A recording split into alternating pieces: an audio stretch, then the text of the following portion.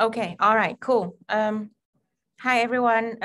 Welcome to the Quincus talk. I think this is number 10 now that we are doing. And I think today we're going to visit the hot topic of the Q-commerce. A lot of, well, many billions being poured into quick commerce or Q-commerce as we speak. So let's then understand a little bit more in terms of what is that about, what would be things that we need to consider, what are the customers' expectation in this age of commerce. So with us today, we actually have two guest speakers with us. Ahsan, would you like to perhaps give a quick introduction of yourself first, please? Sure, absolutely. Thank you for having us, Pawn. I'm Ahsan Kidwai, one of the co-founders and the chief commercial officer at Krave Mart. Krave Mart is a on-demand grocery, as we all call it, the quick commerce side of things, where we're wanting to disrupt the e-commerce landscape when it comes to FMCG and grocery deliveries across Pakistan. So we are promising groceries in 10 minutes, where whenever you place an order, you get groceries delivered in 10 minutes. Prior to this, I've had vast experiences across various organizations with the offline scheme of things, as well as online, being part of tech as well. So I've right before, I stepped on as a co-founder at Krave. I was the general manager at Swivel for travel in Pakistan. Prior to that, I was part of the RaRa, which is part of the Alibaba group. I was the category director for FMCG. Previously, prior to that, I was head of trade marketing for a local dairy company called Day Fresh Milk. And then I've been also associated with Unilever and GlaxoSmithKline, GSK Consumer Healthcare. So been working for about 12-ish years and have experienced both the offline and online side of things, and FMCG being my forte. Thank you so much for the introduction. Karan, could you also share a little bit more of what you do, who you are? Sure. Thank you, Fawn. Thank you for having me as well. Hi, everyone. My name is Karan. I'm the founder and CEO of RaRa Delivery. We are an instant delivery logistics startup based in Indonesia. What we have seen over the past 2 to 3 years is, as the customer expectations are changing, people are more and more wanting deliveries on an instant basis. They don't want to wait for, even a day. A lot of that adoption is still slow in markets like Indonesia, and that's mainly because of the high price point. And that happens because most of the on-demand delivery companies are trying to do this one-to-one, which is single pickup, single drop-off. Now that increases the price point, which reduces the adoption. What we're doing is we're changing the operating model as well as the technology behind making instant deliveries happen. And thereby we are disrupting the way instant deliveries happen at scale. Our mission is to revolutionize e-commerce by moving all the deliveries to instant and same day. Currently, we're present in 3 cities of Indonesia, in Jakarta, Surabaya, and Bandung. It will be expanding to more tier 1 cities in Indonesia before we move regionally. Before RaRa Delivery, I was in Unilever. I was managing the end-to-end supply chain for Unilever e-commerce across Southeast Asia. Yep, that's about it. Really looking forward to this interesting chat. Thank you again. You guys know each other from previous life as well. You mentioned common name. Yeah, but we actually did not have the opportunity to work together previously. But this is a great starting point for me to engage with Ahsan after this now. Absolutely, same here. Sounds good. Okay, thanks. Thank you both so much for the introduction. As for myself, I'll be the host for the webinar today.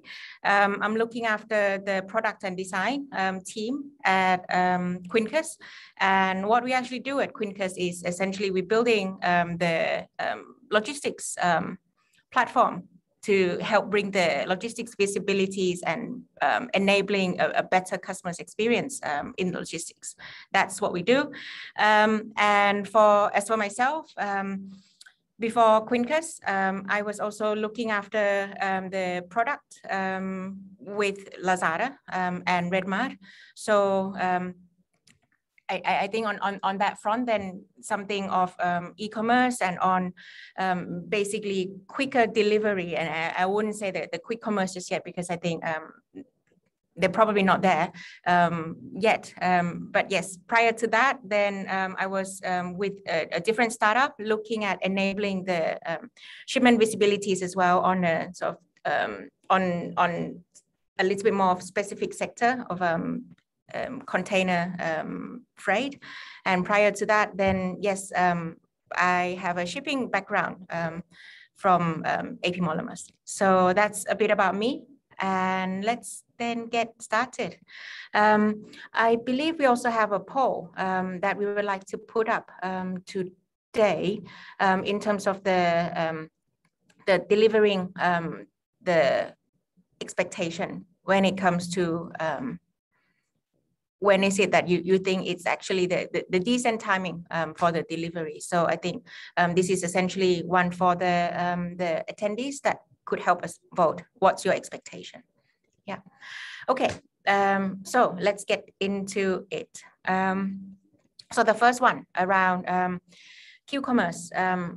It's a hot topic, and I think everyone was talking about it, especially now when COVID hit us. A lot of us basically changing the lifestyle. So perhaps maybe start with Karan. Could you tell us a little bit more? What is the hype is about, and what you think this quick commerce do or impact to the customer's expectation? Right. So I think it's all about the experiences that people get, right? I think it started 5 years, 4 years, 5, 6 years back, when ride hailing is what I believe started digital transformation in most of geographies. And then after ride hailing, food delivery became the next big thing. And then a lot of other brands, not just marketplaces, started offering faster deliveries, right? So it was 3 days deliveries, then it became next day delivery, then it became same day delivery. And these kind of experiences changes people's behavior, right? And once it changes people's behavior, it changes people's expectations with almost everything else in life. Because right now, the whole on-demand shared economy business models have not only disrupted ride-hailing food delivery, but it has touched almost every aspect of your life, right? Be it getting a house cleaned, getting a laundry done, anything and everything that you can think about, right? And that is now increasing more and more, right, by the day. And I think that's the genesis of quick commerce, right? Groceries, there are some need-based categories and there's some want categories, right? I think groceries is one of the most prominent need-based categories, where if you need something, you need it urgently, right? There's some of the other categories that fall into the same bracket as well. Of course, food, but like medicines. And these are the need-based categories is what is driving the adoption of quick commerce, because people need these products right away, right? And that's how I think new business models are getting created in terms of how do we meet that customer's expectations. And in fact, how do we beat the expectations, right? Before quick commerce, nobody even demanded 10 minutes, right? But now businesses are evolving and they're coming up with different ways on how to beat the customer expectations and see. And 10 minutes, 15 minutes is a result of that. And that's how quick commerce is now growing in most of the geographies. I think it's here to stay, but whether it's going to be specific to groceries or it'll expand to other categories, it's something that we'll have to wait and watch. And also, how do businesses scale this up? Sustainability is another question that remains probably, I would say, for a year or two. But right now, I think this is the need and businesses are solving this. But we're still, just getting started in that direction, I believe. Ahsan, please feel free to add. Yeah, I was about to ask the same. No, I think absolutely, Karan. So I second you on that because at the end of the day, what we're striving for is delivering on exceptional customer experience, right? So experience is what all matters in this digital age and era, where it's a customer first approach, and it's basically knowing what your customers want. So yeah, like Karan, rightly pointed it out. When e-commerce initially started, it was more about 3 to 5 day deliveries, and then now we're down to same day delivery. But within same day delivery, a lot of people are promising 20, 30 minutes. But now, the 10-minute concept came out of Germany initially, and then it's now spreading across the globe, where everyone's wanting to do 10 minutes because that's something which you're standing up to cook, and you realize that you don't have an ingredient or two, and then you need it instantly.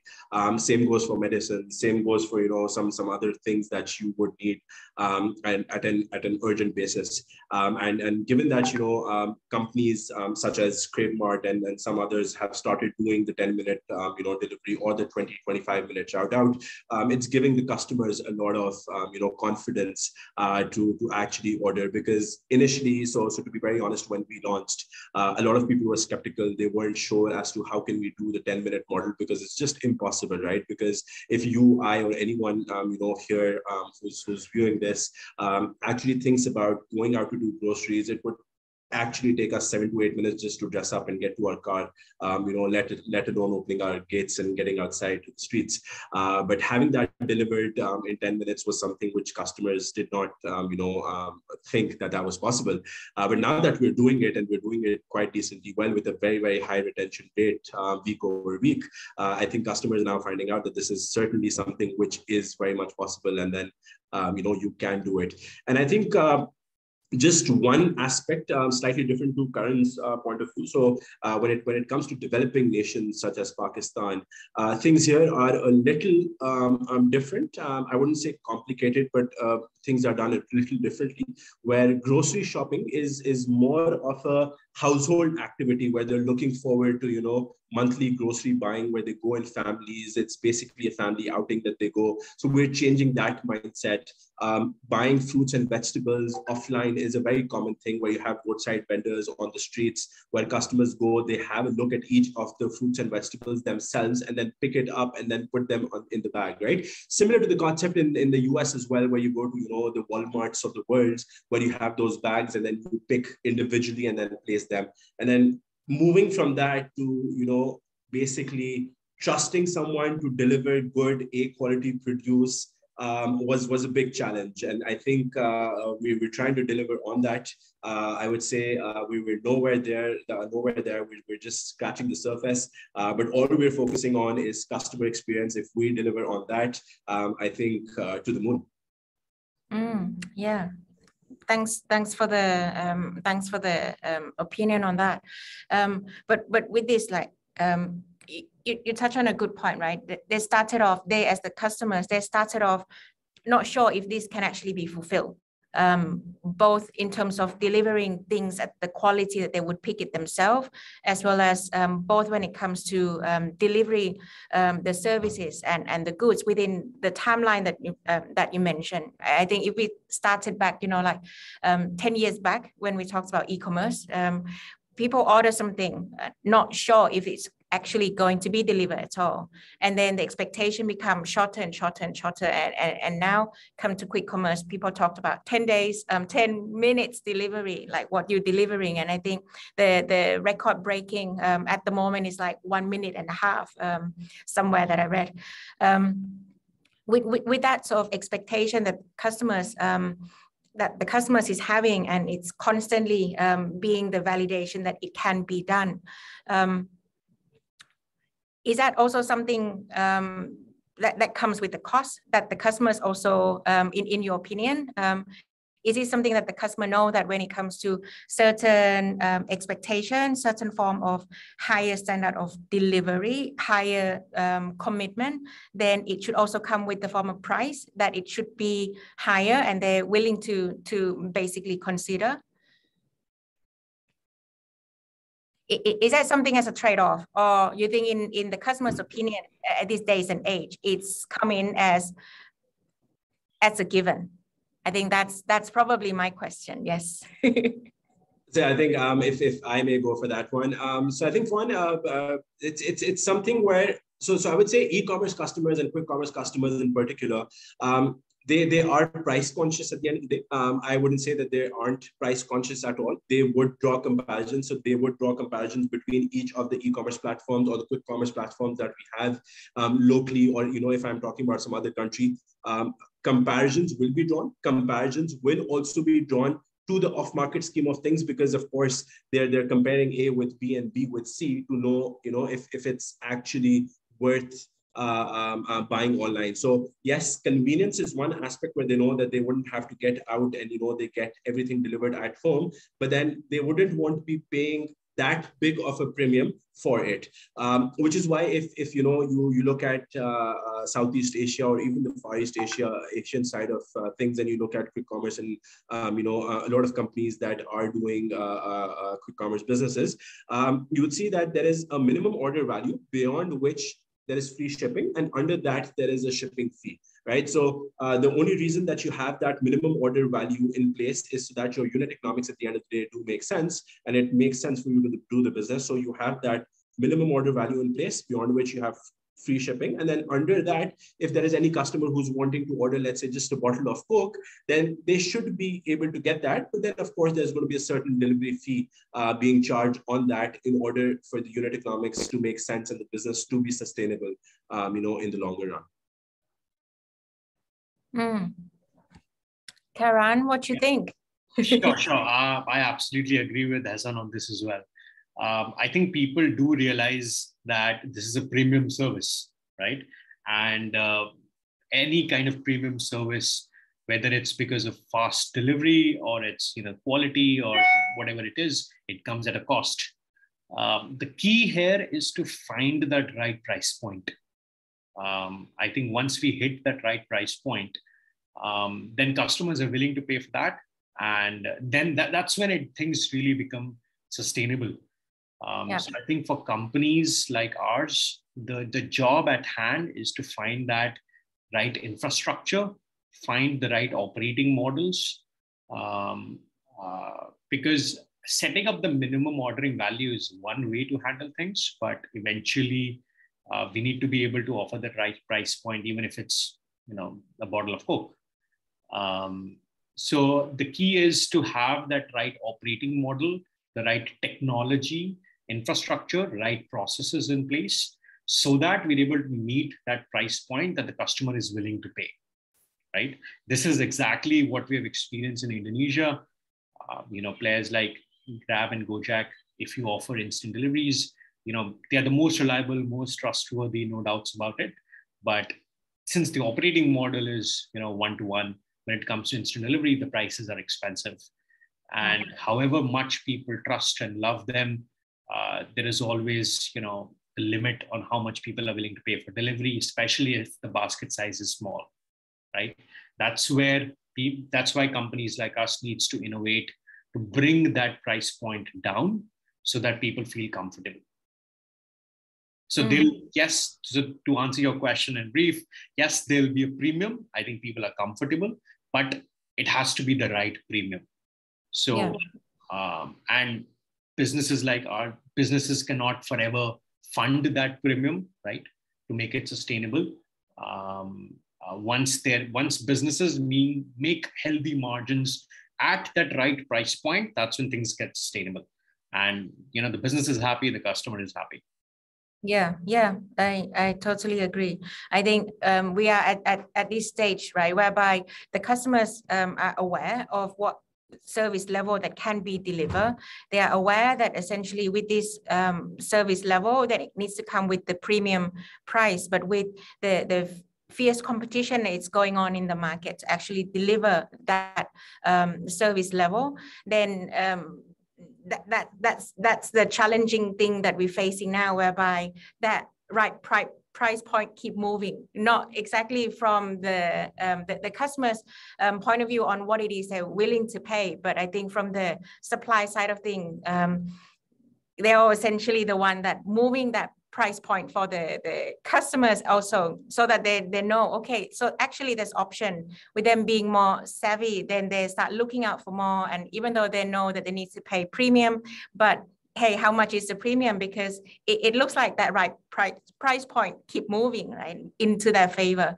So I think this is essentially where we are right now. And leading to that, then I think Karan, you touch on something that is interesting, right? You talked about, in order to find that right price point, that's one, but you also but in order to actually be sustainable, then it's something else. There's other factor that we need to make sure that we consider to make the business in quick commerce sustainable. Could you get into that a little bit more?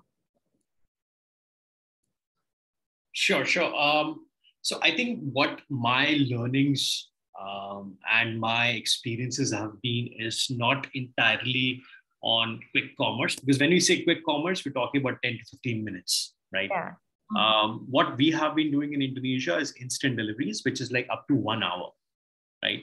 And what we're doing is we are enabling that for all the marketplaces and brands, right? Meaning whether you want to order pizza from Pizza Hut, you want to order coffee from Kopi Kenangan, which is like Starbucks of Indonesia, you want to order your medicines from HelloDoc, which is the biggest health tech company in Indonesia, or you want to order anything from Tokopedia, Shopee, anything and everything that you want on an instant basis from any platform, we enable that instant deliveries, right? Now, even doing that enablement, there is a lot of aspects that we need to handle to make it sustainable, right? One of the biggest thing is, so mainly two things. One is on the operations side, the other is on our technology side. On the operations side, how do you acquire, manage, engage, and retain the supply side, right? Which is mainly on the driver side of things. How you do that is completely different from, let's say, traditional 3PLs. It's completely different from, super apps, on-demand companies, right? It's very different, right? So one is that aspect. In briefly talking about what that difference is, you cannot have these drivers on a payroll. You can also not have these drivers completely on demand, right? So there is somewhere middle, somewhere there is, that gray line, somewhere in middle of these two models is where we find the right sweet spot. One is that, which is a very big differentiation. The other is on a technology side of things. One way to do things is, point to point, right? Single pickup, single drop off, which is exactly how, ride hailing works, right? Basically, the order goes to the nearest driver goes to pick up and then drop off.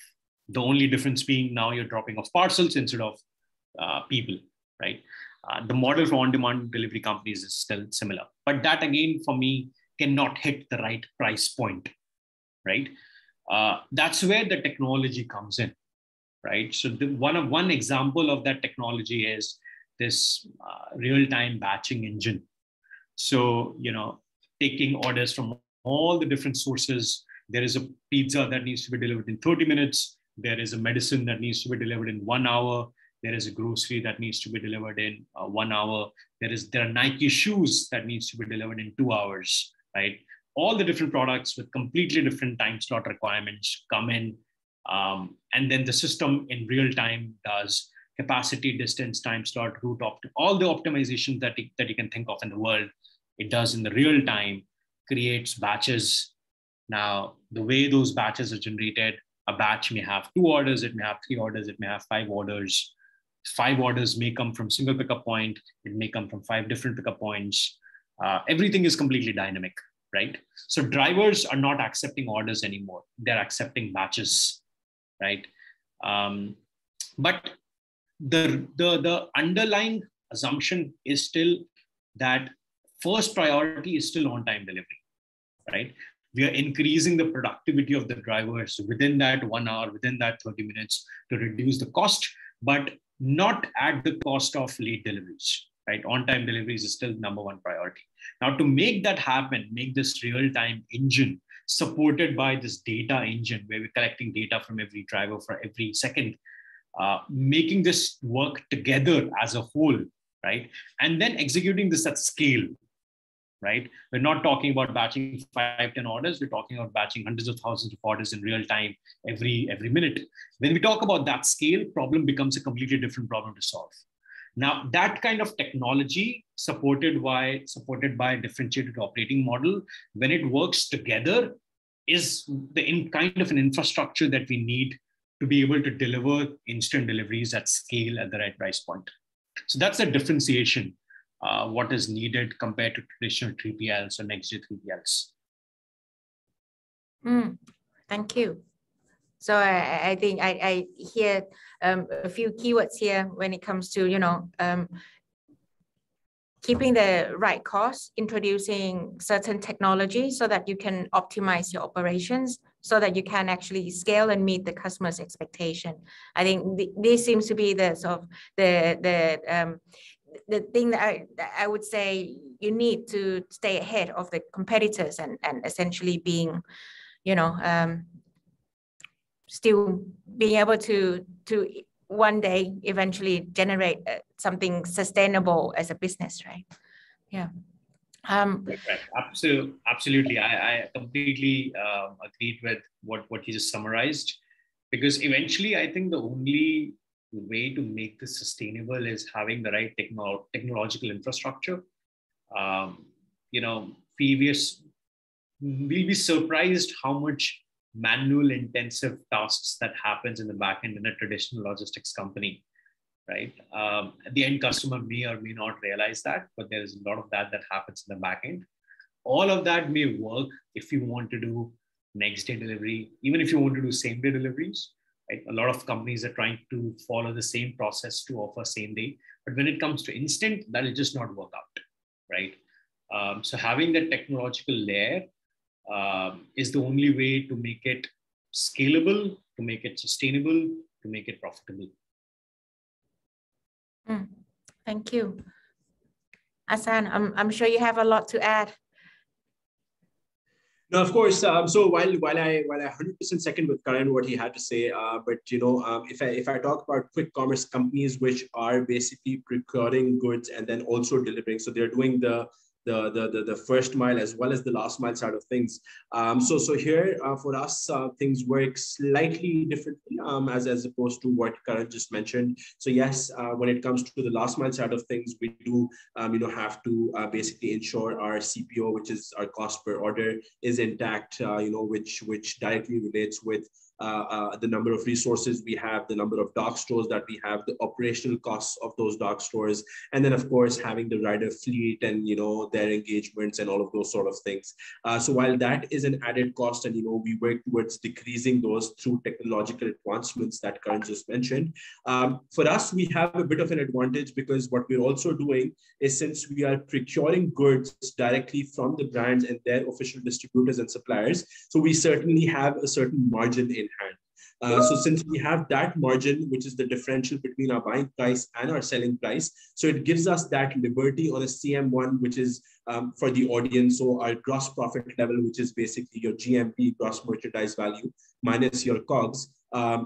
There is basically a lot of room on that front, which then supports your CM2s and the costs that are associated with that. So with this sort of a model, your path to profitability and hence sustainability becomes a lot easier. So it all boils down to, going back to the drawing board, scratching your heads and making sure that you have the right sort of margins in place to begin with, which then gives you that room to then play around with your selling price, which you can then, decide on selling at an MRP, or the margins that you have, you can sort of pocket some of them to fund your operational costs and then pass on a certain chunk to the customers to ensure price competitiveness at the end of the day, and then top it up with a delivery fee if it's under a certain MOV for the unit economics to then start making sense in the longer run. I see.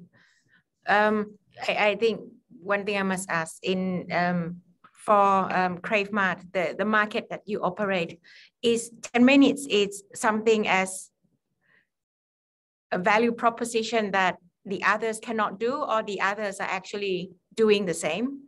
And if so? So when we entered the market, we had two big players, without naming them. So two market leaders who were basically operational in the quick commerce landscape. Both of them are doing roughly about 25 to 45 minute delivery even today, and in certain cases goes up to an hour and a half. They were pretty much 92% of the total quick commerce grocery market that was there in Pakistan. And then when we stepped in, our entire mission was to do something differently. We wanted to revolutionize the entire FMCG landscape. We wanted to do something very, very different. And then, of course, since the 10-minute concept was very popular, coming right out of Gorillas and Flink in Germany, we're like, why not do this in Pakistan? And of course, we also know that that the same model has been quite successful in India as well. And if I talk about the infrastructure side of things, it's pretty much similar. The traffic, the road network, and all of those sort of things are quite similar in Pakistan to that of India. So if India was able to do it, we were very, very hopeful that we would be able to do it. And we have been managing to do this. So we've been in operation for about 2 months now. And we have been successfully delivering on the promise of delivering in 10 minutes, maybe a few percentages here and there where deliveries aren't made in the 10-minute duration. But then again, like I said, customer experience is of prime importance. So we do make sure that we call up each of those customers who aren't getting their groceries delivered during that promised time. We also give them an apology voucher in order for them to then come back and try us out again. So that's our win-back strategy, because we know that we went wrong. We did not deliver as per our promise, and we need to make up for that. So yeah. Okay, thank you. So that I hear the other keyword here when it comes to how to stay ahead, and that keyword is to manage the customer's expectation, right? When something goes right, great. When something doesn't go right, then what do we do to make sure that they actually come back? So I think that's another interesting keywords that you put. Just now you touch on a bit on like working with the brand. Basically taking the merchandise from the brand directly and do some certain pricing calculation. With the business model that you run, what do you think really is the impact for the brand? Where are they in the ecosystem? Are they there having the impact positively? Not really so. Where do you see them playing part in the future? Brand, yeah. And the retail. Yeah. So if I talk about again the South Asian side of things, and to a certain extent, so this might not be the case for your Western economies and your first world countries, but there are two type of brands, right? So one is your multinational layer, and then you have actually three. So one is your multinational layer, then the second one is your big local FMCG companies, and then the relatively smaller ones, right? So the multinationals and the relatively bigger FMCGs that we have, which are local companies within Pakistan, or even if I talk about Bangladesh or Nepal or Sri Lanka, because I was working very closely with them when I was at the RA's. So the thing is that when you look at those companies, they have a far-sighted approach. They're very visionary. They have their dedicated e-commerce teams as well, who are working very closely with each of the e-commerce players that we have today. So they're giving exclusive offers, exclusive bundle promos in order to develop that sort of attraction, because they know that e-commerce is the channel for the future. They have they have a dedicated digital transformation team as well. They're doing a lot of collab ads. They're doing performance marketing. They are driving a lot of traffic to various e-commerce players, because at the end of the day, the only thing that these companies, because of course I've been part of GSK, Unilever, and Dayfresh as well while I was working for them. So I've been on the other side of the table. So thinking from a brand perspective, what usually happens is the brand is doing primaries and they're selling to the distributors who are keeping a 4 to 6% margin. Then at times the distributors are also charging the brands for their ROI. They're also charging for damages. So it becomes a very expensive channel for them, because then you also have to have a complete sales hierarchy from an NSM to a RSM, area sales manager, territory manager, order bookers, salesmen, vehicles, and all of those sort of things. Here, what we're talking about is, and this is something we've started seeing in Pakistan as well, where brands have now started doing direct deliveries, where they've cut off the distributor layer. So they're saving on that 4 to 6% margin that they were passing on to distributors. They will eventually also start, scaling down on the resources that they have, which are, going physically to stores as the contribution increases. So if I just give you a quick overview about Pakistan today, where e-commerce is only 1% of the total pie, the 99% chunk that we have is what we at Crave Mart believe as our core competition. So I don't think any of the current quick commerce players are our actual competition. Our competition lies with the 99% chunk out there, where we're working towards changing customer habits and their buying behavior, so that we can bring them online and not just fight within the 1% pie, because then that starts off with price wars, decreasing prices, and all of those sort of things. But yeah, for local companies, I think they will eventually start learning from the bigger companies that are already doing an amazing job on e-commerce, and they will start, scaling up, because eventually we will go towards a very, very digitalized economy very, very soon. Okay, thank you. Yes, that's a great insight. So it's essentially that there's still a winning opportunity for everyone, as I hear you saying it in this ecosystem. Still staying with the theme on the staying ahead of the competition, right? We talked about cost, we talked about technology, we talked about experience. At the moment, when you look at the news, with the new players coming into the market for both e-commerce, for quick commerce, a lot of money being poured in to basically get that market share, get that customers. How do you both see the situation going? Is that, for the time being, is it still more important at this stage than actually start making money and being sustainable? Where do you think we are right now, giving all the funding that is being poured in? I think I'd like to hear it from Karan first. Market share versus profitability at this stage. Yeah, sure. So I think at this stage, if we talk about, let's say if we compare Crave Mart versus RaRa, right? I think we're in slightly different businesses. That Crave Mart is the buying platform, right? It's the end-to-end solution. So the buyers buy from Crave Mart, and Crave Mart handles the logistics. For us, we are enabling all the other brands to be able to offer that quick commerce experience to their respective end customers. I think in both these models, there's going to be massive funding, but for different reasons, right? For businesses like Crave Mart, similarly, in Indonesia, we have businesses like Astro and Drop Easy. In India, we have the likes of Zepto. So even in Asia, there are a lot of these businesses popping up. So for these businesses, the funding is going into building that physical infrastructure of dark stores, right? Which of course is capex intensive in the beginning, and then eventually starts making money. So to set that up, there is massive funding being poured in. Whereas for us, business like us, there's massive funding being put in to be able to offer that right cost and experience, right?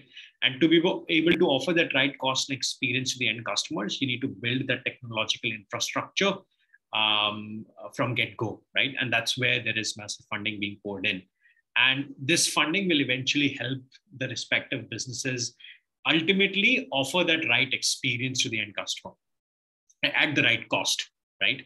And once businesses are able to offer that experience at the right cost, the market share is going to increase. And once the market share increase, the demand comes in. Demand then helps eventually the profitability, right? Because at the end of the day, this is a volume game. and volumes will help us to increase the profitability. But I strongly believe that volume alone cannot fix all the problems, right? You cannot have, millions of dollars a day volume, but no back-end systems, processes, technology. There's no way you can make money. The back-end infrastructure technology needs to be put in place first, so that eventually once the volume kicks in, you then start become profitable. Yeah. I totally second you on that. Yeah, I think that's the backbone of everything, so that we can actually do jobs smarter, do job in a more scalable manner. And yeah, I think that's essentially where the money should be poured, to build the technology, other than just to use it to create to get the customers to, yeah. What Karan, Ahsan, what about you? What you think about that questions? The customers acquisition versus profitability in the sector that you are in. What's important? So absolutely. I think for now we're if I talk about Pakistan in general, comparing it to our neighboring countries, which has a similar basically buying pattern and trend, etc.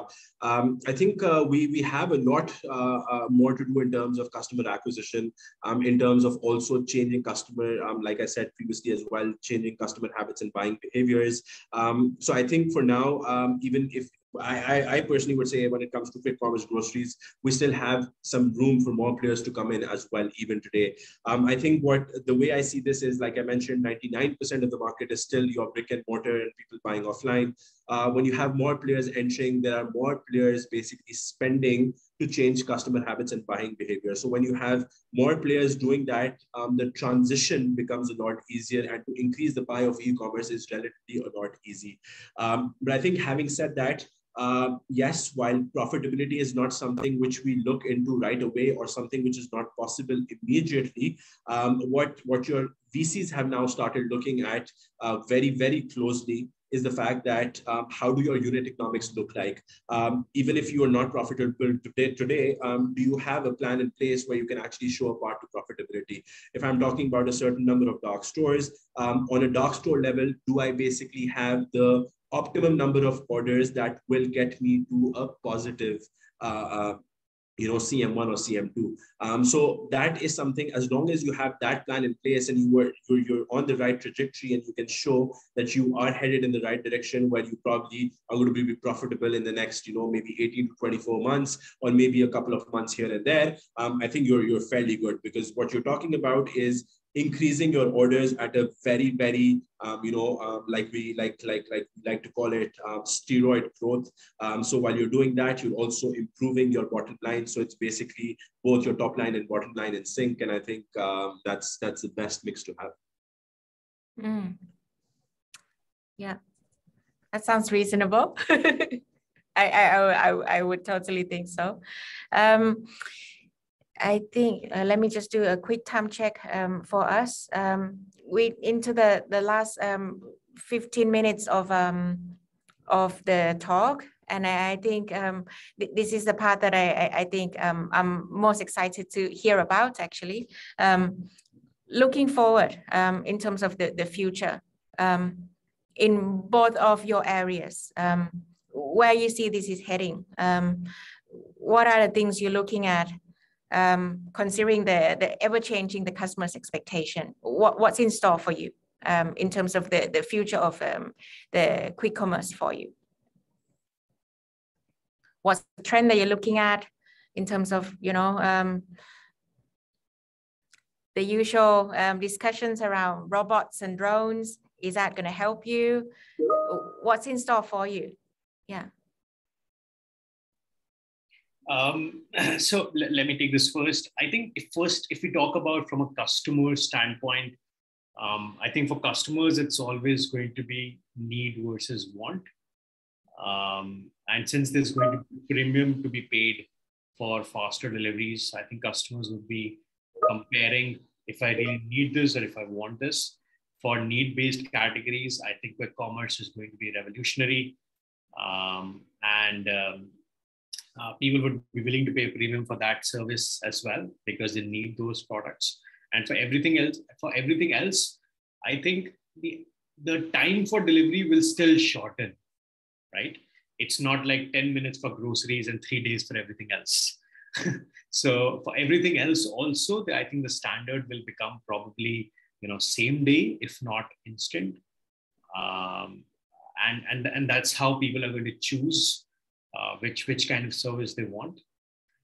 From a supply side of things, I think more and more technologically efficient and operationally sound players are going to get market share, because eventually that's the path of sustainability. And I think that's what we will see. Drones, robotics, drones especially, different parts of the world have different time to see that really in action. I think some of the emerging markets, developing markets, especially where the geography is a lot more clustered, it'll take some time, but some of the developed markets like Singapore, where there are already regulations are coming in place, drones will start to play a huge role, especially for quick commerce and instant deliveries. A lot of it depends on capabilities, but at the same time regulations as well. I would expect that to happen in maybe in Singapore a year or so, but some of the other geographies will take us slightly more time than that. Thank you. Exciting time. Yeah. Shortened all around, a more creative way of doing the operations. Ahsan, what about you? What's in store? Yeah, so I think if I talk about the South Asian side of things, again, I think what we're looking for over the course of the next few years is perhaps things moving towards the 10-minute delivery model, which is not something which is being done by every player, but I think a lot of categories have the potential to get into it. So groceries for sure, and then something along the lines of perhaps even having medicines, because I think that's the first category that comes to everyone's mind, which you might just need immediately, right? But I think talking about delivering via drones and all of those, I think I don't see that coming for the next decade or so, at least in South Asia, to be very honest, because of various government regulations and all of those sort of things as well. But I think what we probably need to work on, and there is a gap in the market, is when we talk about groceries, we're pretty much sorted because we're talking about same-day delivery. But a lot of categories are left unattended in this manner. So, for example, if I talk about fashion, be it women fashion, be it men's fashion, if I talk about lifestyle, if I talk about electronics, majority of those deliveries are still being made in 2 days. I wouldn't even say next day. So I think if we can pull that back from 2 days to next day to probably same-day deliveries when it comes to your fridges, freezers, ACs, probably a pair of jeans that you want to buy, I think that would be great, because thinking from a founder perspective, probably in the morning is when we think about, or tonight is something, we need to go for a dinner, and, I probably don't have clothes. And if you can just, order in and get them by afternoon, evening for them to wear, I think that's something which a lot of companies will now start looking into as we go ahead in time. Thank you so much. I apologize. I just realized that we overrun and it's supposed to be 45 minutes. So Karan and Ahsan, thank you so much for mentioning it in the group as well, that maybe we won't actually have all the time to answer the questions. With that, I was just wondering if there's some questions that we should actually go through them in the chat, so that we can take the last minute to maybe pick a few. Let me just take a look. I don't think I've seen the questions coming in the chat though. Yes, Spawn, they aren't in the chat, but if you go on the Q&A, they're there. So I think quite a few of them have been answered as well. So yeah, there are a few which have left unattended. Okay. All right, let me just go through that. Okay, all right. Let's go through it, and then let's see. Let's just pick one if you both are okay. Let me take a look. Okay.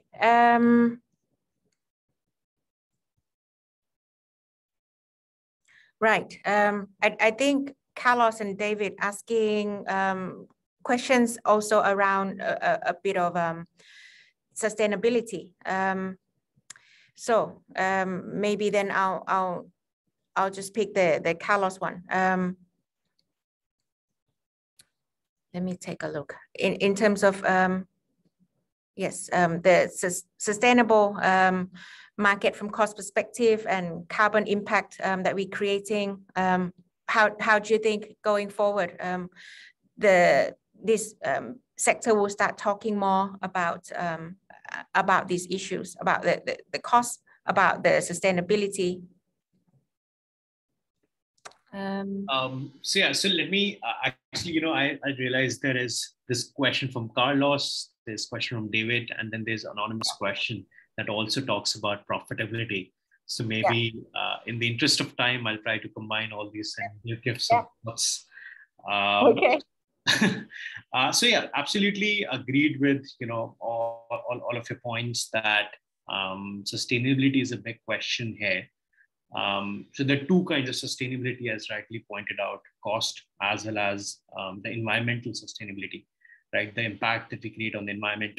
From a cost perspective, I think the way to go is how do we balance speed and cost? I think that's the question here. The consumer expectations will keep increasing, so their expectations for faster deliveries will keep on growing, right? But at the same time, they don't want to pay more. So how do you balance speed and cost? And to be able to do that, one-to-one or point-to-point delivery may not be the way to go because it'll always be expensive, right? Unless you start paying your drivers less, which is not an option. So it will always be expensive, right? So the solution there is, how can you batch the orders? How can you do multiple deliveries in one trip while still making sure you meet the speed requirements, right? So doing this real-time optimization, doing this real-time batching is in my opinion, the path to profitability while still making sure you're meeting the customer expectations. And this also actually helps in environmental sustainability because you're indirectly reducing the carbon emissions, right? So let's say from a single point, if you have 4 deliveries, each delivery is, let's say, 10 kilometers, right? Now, if let's say you give it to 4 different drivers, every driver is traveling 10 kilometers. So in total, you're traveling 40 kilometers of a distance. Whereas if let's say, again, this is assuming you meet the time slot requirements, but if you do, you get a same driver to cover all these 4 orders. The total distance traveled may be only 20 kilometers, right? Because the 4 points are very close to each other. So you automatically reduce your carbon footprint by half. Again, the impact may not be as high as 50% drop, but it'll still be, it'll definitely be reduced, provided we do the right level of optimization. Right? So doing that optimization to balance that speed and cost will impact the path to profitability, will make the business sustainable. At the same time, will have positive impact on carbon footprint as well, right? And to answer the other question, the anonymous question, I think what investors are looking at, I think, so there are different levels of, there's CM1, there's CM2, there's net margin. I think to say that investors are looking for net profitability, it's a little early to that, although any investor would love that.